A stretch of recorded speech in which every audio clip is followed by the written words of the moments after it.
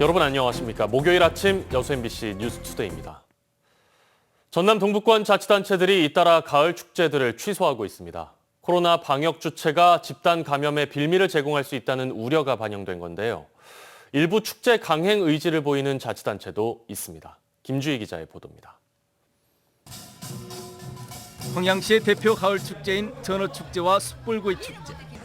시는 최근 지역의 대표 가을 축제들을 전격 취소 결정했습니다. 광양시의 가을 축제 특징이 코로나19의 전파 가능성이 비교적 높은 먹거리 축제임을 고려해 취소한 겁니다. 코로나 상황이 좀 심각한 단계였고요. 저희 가을 축제는 먹거리 축제입니다. 그러다 보니 이제 비말 위험도도 높은 상황이고 해서 아마 그런 사유로 인해서 축제위원회에서 취소를 결정하게 된 것 같습니다. 여수시는 남도 음식문화 큰 잔치를 제외하고 올해 예정됐던 10여 건의 축제를 대부분 취소 또는 랜선 개최하는 것으로 결정했습니다. 공군도 이달 녹동 바다 불꽃 축제를 비롯해 유자 성주 축제 등 8건의 축제를 모두 전격 취소했습니다. 코로나 확산을 염려한 자치단체들의 축제 취소 분위기 속에서도 위드 코로나 상황을 예상해 축제 강행을 결정하는 자치단체도 있습니다.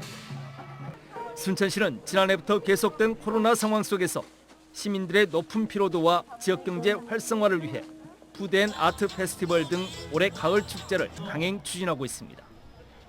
특히 오는 30일 개최될 예정인 K-팝 콘서트는 위드 코로나를 앞두고 방역의 새로운 시험대가 될 전망입니다.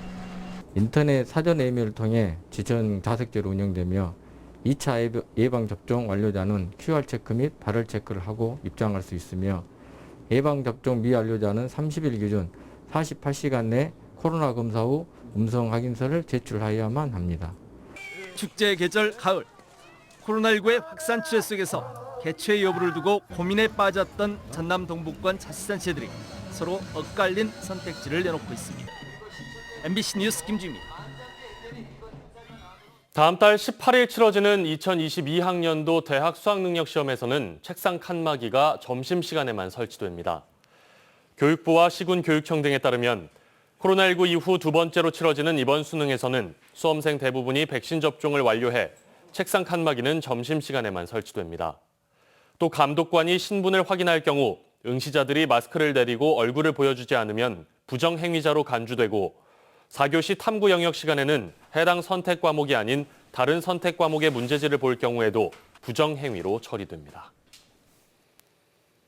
여수 경도 해양관광단지 개발과 관련해 시의회와 시민사회단체의 반발이 거센 가운데 이와는 배치되는 시의회 10분 발언이 있었습니다. 최근 국정감사 요구 건의안 표결에서도 유일하게 반대표를 던졌던 강재헌 의원, 지속가능한 지역 발전을 위해 투자 유치의 필요성을 강조했습니다. 최우식 기자의 보도입니다. 레지던스 건립 계획을 두고 여수시 의회와 일부 시민단체를 중심으로 경도 개발에 대한 반발이 거셉니다. 미래에셋 측은 올 들어서만 두 번째로 사업 전면 재검토에 들어갔습니다. 이런 가운데 최근 시의회 임시회 10분 발언이 화제가 되고 있습니다. 강재헌 의원은 현재의 극단적인 일련의 행위들은 우리 지역의 관광 발전과 지역경제 활성화에 결코 도움이 되지 않는다고 주장했습니다. 자금 조달 방법과 지분 구조 등 미래에셋 내부의 논란들도 관련 기관 조사 결과에 따라 밝혀질 문제라며 선을 그었습니다. 강 의원은 특히 과거 돌산 회타운 유원지 조성 무산과 골프장, 아울렛, 백화점 유치 실패 사례들을 거론하며 투자 유치의 필요성을 강조했습니다. 관광도시는 3년을 주기로 끊임없는 콘텐츠 개발로 이어져야 하지만 여수는 여전히 예전의 콘텐츠만을 활용하고 있는 것입니다. 특혜를 주자는 것이 아니라 투자 여건을 만들어줘야 한다는 것입니다. 지난달 국정감사 요구 건의안 표결에서도 유일하게 반대표를 던졌던 강 의원은 이런저런 불편한 상황이지만 이번 10분 발언도 꼭 필요하다고 판단했습니다. 오직 여수의 어떤 발전 방향, 미래를 설계하는 이런 쪽에서 목소리를 내는 것이고 이런 부분이 소수 의견이더라도 목소리를 낼 때는 내야 하는 게 우리 의원의 본분이고. 경도를 둘러싼 뜨거운 공방 속에 동료 의원과 시민들은 이번 강 의원의 10분 발언을 대의민주주의를 위한 소수 의견으로 본회의장에서 그리고 인터넷을 통해 경청했습니다. MBC 뉴스 최우식입니다. 호남권 최초의 직업체험시설인 순천만 자벌드가 이번 주말부터 정식 개관합니다. 순천시는 오는 16일부터 직업체험시설 순천만 자벌드를 일반에 공개하고 어린이와 청소년들이 직접 체험할 수 있는 프로그램을 하루 2회씩 운영할 예정입니다.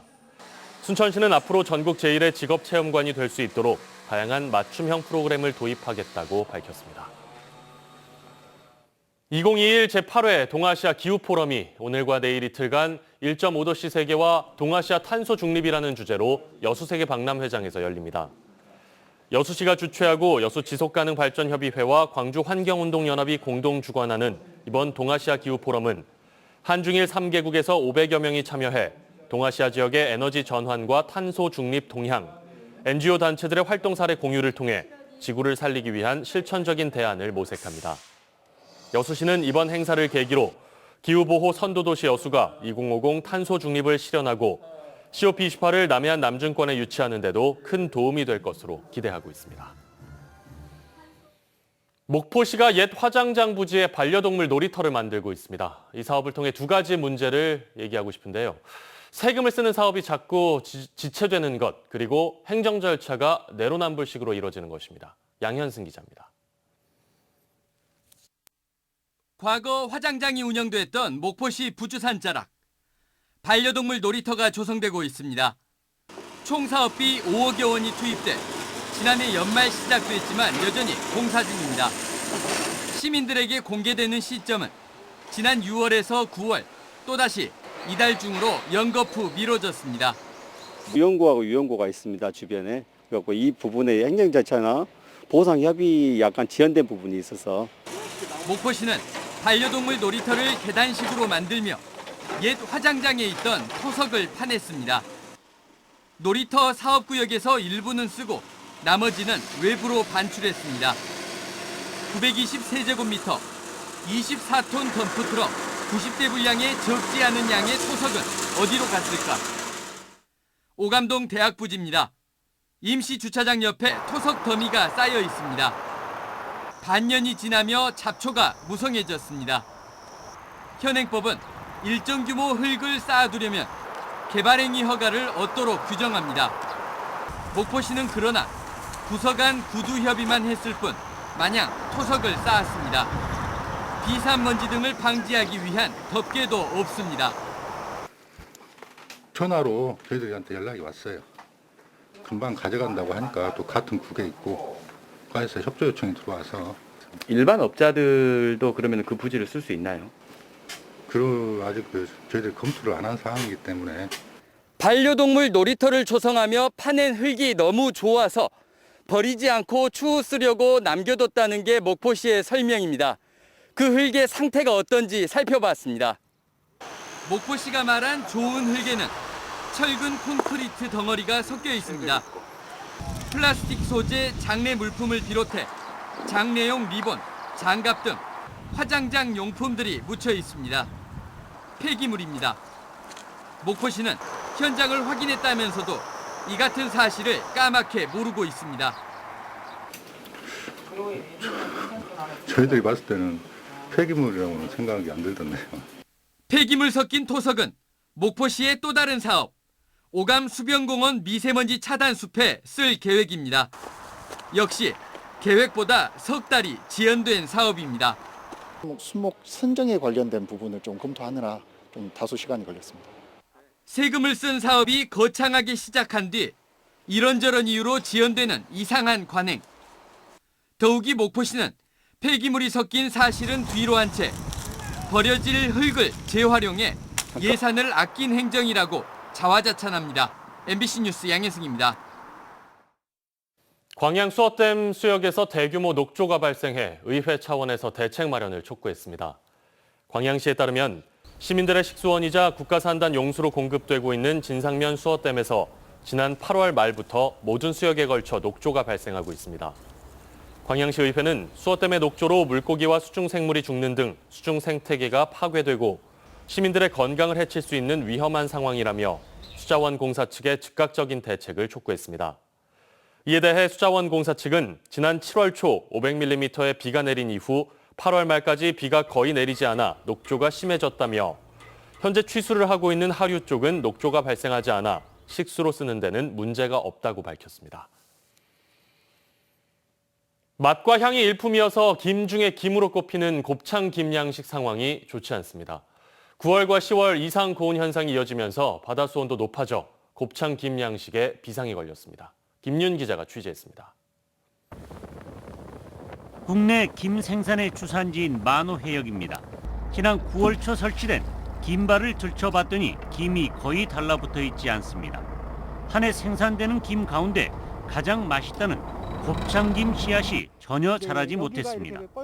곱창김의 생산 시기는 10월 말부터 11월 초, 바다 수온이 20도대를 유지하는 김 양식 초기에만 맛볼 수 있는 고급 김입니다.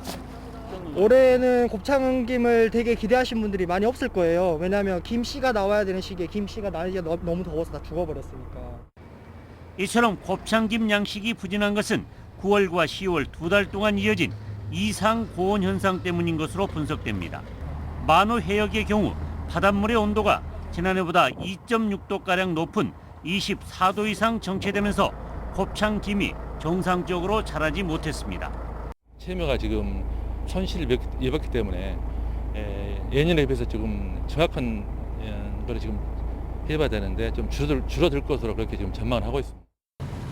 이 같은 현상은 해남은 물론 진도와 신안해역 김양식장에서도 발생하고 있습니다.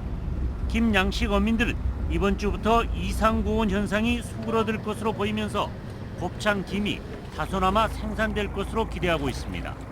MBC 뉴스 김윤입니다.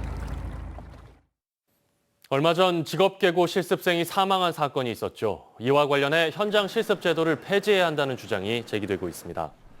전남 청소년 노동인권센터 등 사회단체들은 입장문에서 1963년에 도입돼 한계가 많은 현장 실습 제도를 폐지하고 학생 인권과 노동 기본권을 준수하는 대안을 마련해 직업계고 교육을 정상화할 것을 요구했습니다. 지난 6일 여수의 한 요트 정박장에선 직업계고 3학년 학생이 현장 실습의 목적과 다른 위험 작업에 투입됐다가 숨졌습니다. 여수 산단의 화학물질 유출로 인한 수질오염 확산 방지를 위해 여수시가 완충 저류시설 건설을 추진합니다.